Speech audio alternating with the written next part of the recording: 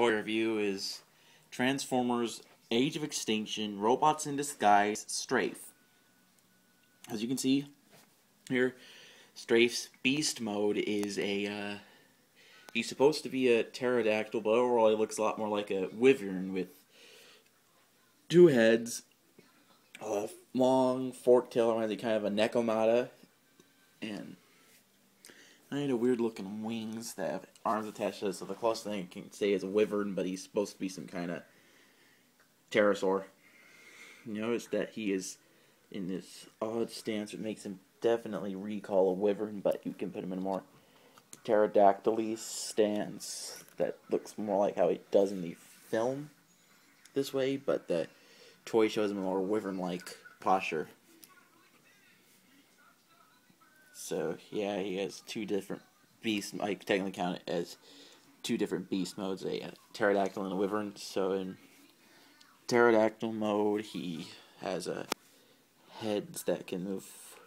He's got a surprising range of articulation. His neck can move in 3 joints.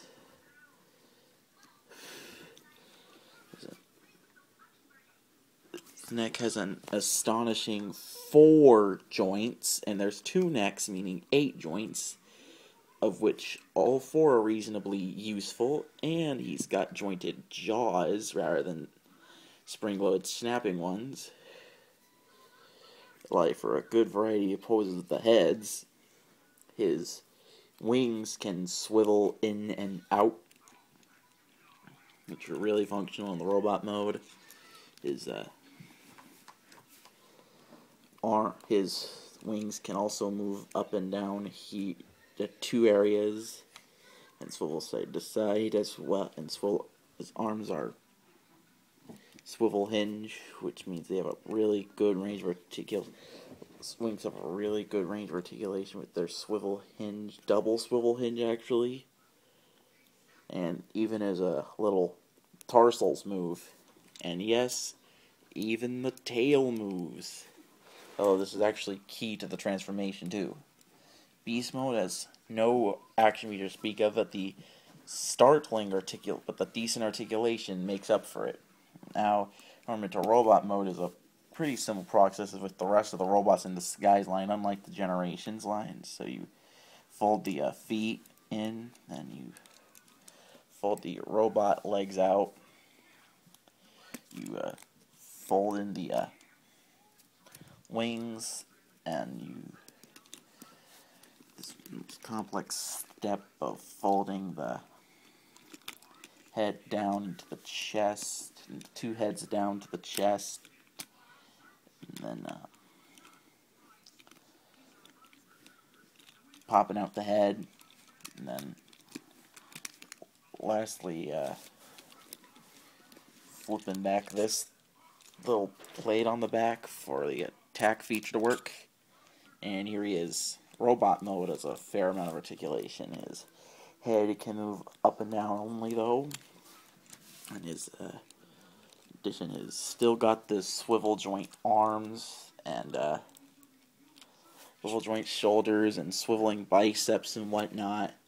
Swiveling bicep and joints, and he's got movable elbows though, but again, beast mode is where this guy really shines. His action feature, squeeze the legs and he spins, kind of like an old He-Man toy. Whee! Now, there's a couple hidden modes I discovered, like attack mode, where the blades are inward pointed and the torso is free loaded, or defense mode, where the plates are shifted to attack mode, where they're shifted to a offensive position, and defense mode, where they're shifted to a defense position. And I also found that these could function as little mini guns, kind of like